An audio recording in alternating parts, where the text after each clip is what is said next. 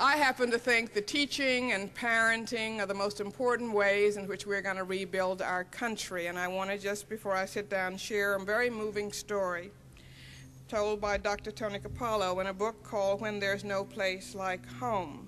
Because each of us in our own daily lives in lots of small ways do much or can do much to rebuild our country and make our ideals living reality. And Tony Capallo tells the story of Jean Thompson, who was a teacher. It was the first day of school, and she said what teachers always say on the first day of schools: boys and girls, I love you all the same. But teachers lie, as all adults do sometimes. There are always students that some teachers just don't like. And little Telly Starlett was a boy that Jean Thompson didn't like. He slouched in his chair, he didn't pay attention, his mouth hung open in a stupor, his eyes were always unfocused, clothes were mussed, his hair unkempt, and he smelled. He was an unattractive boy, and Jean Thompson did not like him. When she spoke to Teddy, he often answered in one-word syllables, saying yeah and no, and that annoyed her. When she marked his paper, she got a perverse delight out of putting X's next to the wrong answers. And when she put an F at the top of the paper, she always did it with a flair, but she should have known better. Teachers keep records, and Jean Thompson kept records on Teddy Starlett. In first grade, she wrote, Teddy is a good boy. He shows promise in his work and attitude, but he has a poor home situation.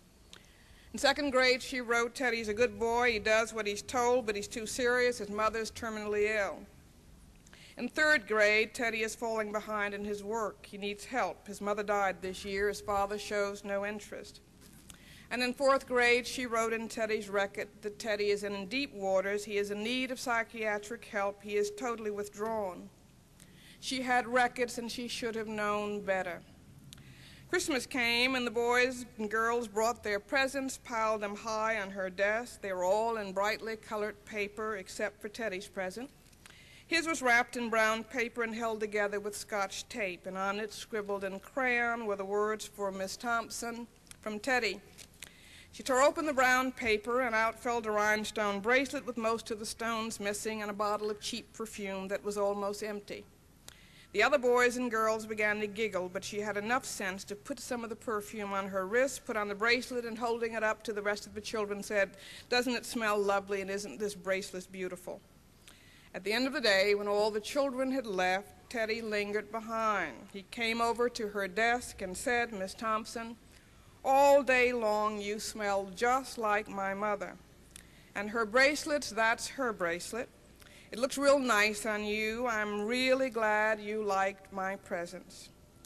And when he left, she got down on her knees and buried her head in the chair, and she begged God to forgive her. The next day, when the children came, she was a different teacher. She was a teacher with a heart. She was a teacher whose heart had been broken by the things that break the heart of God. That's what it means to be a decent human being. And from that day on, she cared for all the children, but especially those who needed help, especially Teddy. She tutored him, she put herself out for him, for she had a heart for God. By the end of the year, Teddy had caught up with a lot of children. He was even ahead of some. Years later, Jean Thompson got this note. Dear Miss Thompson, I wanted you to be the first to know I'm graduating and I'm second in my high school class. Love, Teddy. 4 years later, she got another note. Dear Miss Thompson, I wanted you to be the first to know I'm first in my class. The university hasn't been easy, but I liked it. Love, Teddy Starlett. A number of years later, there was another note. Dear Miss Thompson, as of today, I am Theodore J. Starlett, M.D. How about that? I wanted you to be the first to know. There are many children like Teddy Starlett in this country. Thurgood Marshall fought and lived and battled to get them all the right to have a non-discriminatory education, but whether in fact they succeed depends on whether people who work with children in homes, in social services departments, in schools, love them, have high expectations for them, and support them in succeeding. And that is the challenge before each of us. How many children are there in San Diego and in California and all over America whom we have forgotten, have given up on, have left behind? How many Teddy Stollards will never be doctors or lawyers or teachers or police officers because there was no Gene Thompson?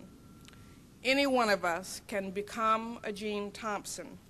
It just takes one person to change a child's life, to ensure that children like Teddy Stollard are not left behind.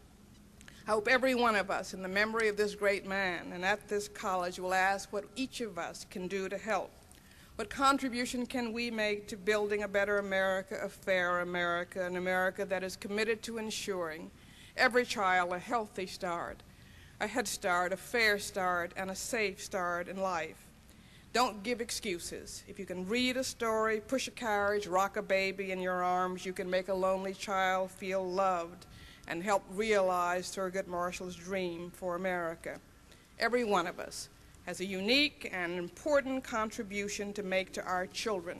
Working together personally and collectively, we can build that movement in the 1990s and finish the work, the great work, that Thurgood Marshall started and that we honor here today.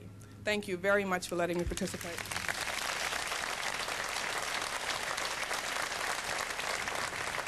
The next person I'd like to introduce, I have a few more words to say about, and that is my friend and colleague, Professor Carlos Blanco Aguinaga.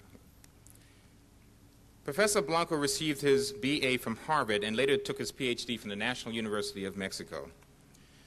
His appointment at UCSD in 1964, Carlos immediately became an internationally known scholar in Spanish literature. The initial volume of Professor Blanco's research has been the careful analysis of fiction of the Spanish-speaking world. His research in this area has been published on no less than 3 continents. As a scholar, he commands a whole range of literary writing in Spanish, from the golden age of Renaissance Spain to the contemporary fiction of Mexico and South America. His books have had a formative influence on the field and have become classics in their particular area of study.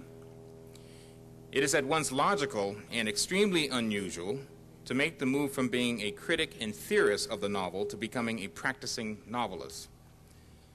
At a late stage of his career, Professor Blanco made such a difficult move with remarkable success and without any diminution to his commitment to scholarship, teaching, and academic service. Professor Blanco's stature as a Hispanist has been recognized by the official bodies on both sides of the Atlantic. In 1979, the National Endowment for the Humanities and the Hispanic Caucus of the United States Congress recognized Blanco as one of 11 Hispanics having contributed to the humanities in the United States.